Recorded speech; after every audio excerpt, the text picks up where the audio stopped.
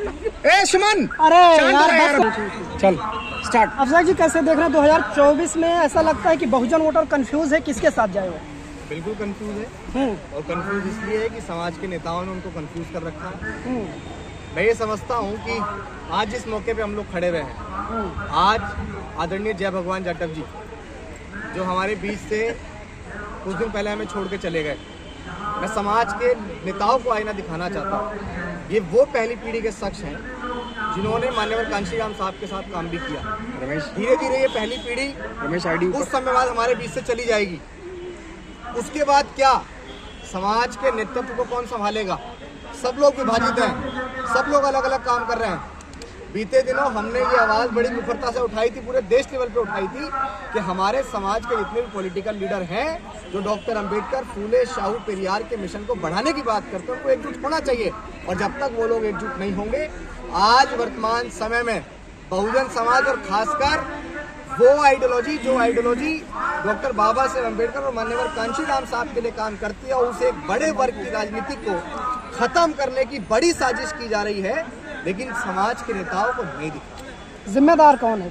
Political leaders, जिनको हमारे समाज के लोगों ने बहुत मेहनत करके बहुत बड़े बड़े मुकामों पर पहुंचाया, लेकिन वो बड़े मुकाम पर पहुंचकर समाज को भूल जाते हैं, समाज की दुख तकलीफ पीड़ा को भूल जाते हैं। समाज उनसे क्या अपेक्षाएं रख रहा है, समाज उनसे क्या उम्मीद रख रहा है, वो उसको भूल जाते हैं। अगर गर्त का विषय कोई है, अगर मैं किसी परिवार की बात भी करूं या मैं किसी एक घर की बात करूं, मैं किसी एक एरिया की बात करूं, अगर घर का मुखिया अच्छे से, मतलब घर का मुखिया घर को अच्छे से नहीं चला पाएगा, घर के अंदर कोई चीज बेकार हो जाती है, तो जिम्मेदार कौन होता है? मुखिया जिम्मेदार होता है। तो इस बहुजन समाज के अंदर भी अनेक तरह के मुखिया हैं जिनकी वजह से समाज करते जा रहा है। आप बीएसपी की बात तो नहीं कर रहे हैं? मैं पर्टिकुलर किसी एक पार्टी की बात नहीं कर रहा हूँ। इस समाज को खराब करने में, इसकी राजनीति को खराब करने में तमाम पार्टी संगठन दल का हिस्सा रहा है और इसको सुधारने भी। तो आप किस पार्टी की बात कर रहे हैं सर? बहुजन समाज में तो दो ही पार्टियां हैं सर। मेरी बात सुनिए, समाज के अंदर बहुत सारी पार्टियां हैं। अगर आप उंगली पे गिनाने पे आएंगे तो अपने अपने मोहल्लों में लोगों ने पार्टियां बना रखी हैं। बेसिकली अगर आप दो पार्टी की बात करें तो मैं उन दोनों को भी कहना चाहता हूँ कि समाज के साथ खिलवाड़ मत कीजिए, या तो एकजुट हो जाए, नहीं तो राजनीति करना खत्म कर दीजिए। त्रिकोणीय मुकाबला हो रहा है, नहीं हो रहा है उत्तर प्रदेश में? देखिए, उत्तर प्रदेश में अगर पहले की तरह गठबंधन होता तो नजर आ रहा था कि भारतीय जनता पार्टी बहुत दूर है।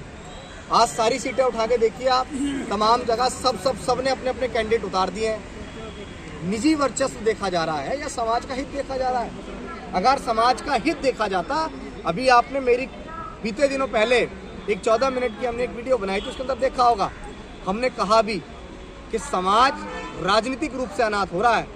और मैं बहुजन समाज के बाद दलित समाज की बात करूं तो आज 28 राज्य हैं देश के अंदर, क्या एक भी दलित समाज से आने वाला मुख्यमंत्री है? नहीं है। और वो समाज जिसके अंदर थे मान्यवर कांशीराम साहब, वो समाज जिसके अंदर थे डॉक्टर बाबा साहेब अम्बेडकर, और जिन्होंने, मुझे नहीं लगता मान्यवर कांशीराम साहब से बड़ा सामाजिक और राजनीतिक परिवर्तन करने वाला कोई होगा। लेकिन आज जिन लोगों की उन्होंने राजनीति करी वो बिल्कुल पतन की ओर जा रहा है। सर, आप 6 महीने से लगातार बहुजन नेताओं को एक करने के लिए संघर्ष किए हैं, रोडों पर चले हैं, लेकिन क्या आपको लगता है कि ये नेता एक हो गए हैं? क्या ये लोग एक साथ एक प्लेटफॉर्म पे आने तैयार? कहाँ लड़ रहे हैं एक प्लेटफॉर्म पे? कोई किसी को बोलता है, कोई किसी को बोलता है, कोई किसी को बोलता है ये बुरा है, ये दलाल है, ये दोगला है। इसी से मुझे लगता है उनका पेट भर जाता है, समाज का बेवकूफ बना दिया जाता है और समाज के लोग इसी में खुश रहते हैं। अगर नेता एकजुट नहीं हो पाए थे, हमने मुहिम चलाई थी, अगर नेता एकजुट नहीं, शायद नेता एकजुट होते। आज नेताओं को घेरने की आवश्यकता है, आज नेताओं को आईना दिखाने की आवश्यकता है, आज हमें किसी एक नेता की कट्टरपंथी छोड़ने की आवश्यकता है, आज हमें किसी एक नेता की चाटुकारिता खत्म करने की आवश्यकता है और उनसे सवाल पूछने की आवश्यकता है कि जो मूवमेंट बहुत ऊपर जा रहा था वो मूवमेंट आज गर्त की ओर क्यों जा रहा है? क्या हमारे लोग सवाल करते हैं? हमारे लोग तो आपस में लड़ते हैं। हमारे लोग करते रहते मायावती चंद्रशेखर, मायावती चंद्रशेखर।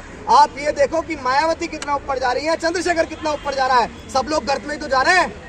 और जब तक सब लोग एकजुट नहीं होंगे, जब तक समाज गर्त में ही जाएगा। सर, एक दूसरा सवाल और है कि चंद्रशेखर के समर्थक कहते हैं कि मायावती बीजेपी बी टीम है और मायावती के समर्थक कहते हैं कि चंद्रशेखर बीजेपी। असली खेल इन समर्थकों ने तो बिगाड़ रखा है। असली जो खेल है ना मेरे भाई, इन समर्थकों ने बिगाड़ रखा है। क्या आपने देखा है कभी मायावती जी या चंद्रशेखर आजाद को कि वो आपस में एक दूसरे के ऊपर टिप्पणियां करते हैं? नहीं देखा ना, लेकिन आप पूरा ट्विटर उठा के देखिए, भाजपा से नहीं कुछ बोलना है और तमाम पार्टियों से नहीं कुछ बोलना है।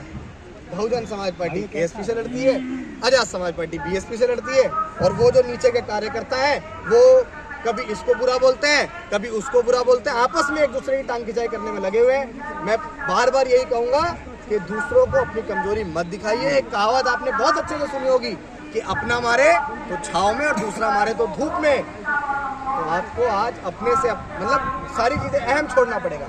आपको कहने का मतलब कि जो समाज लड़ रहा है वो अपने ही, जो समाज आज सत्ता विहीन है वो अपने ही लोगों की गलतियों के कारण से भी बिल्कुल है। जो लोग सुबह से शाम तक एक दूसरे में कमियां निकालते रहते हैं, वो उनको एकजुट करने की बात करें ना।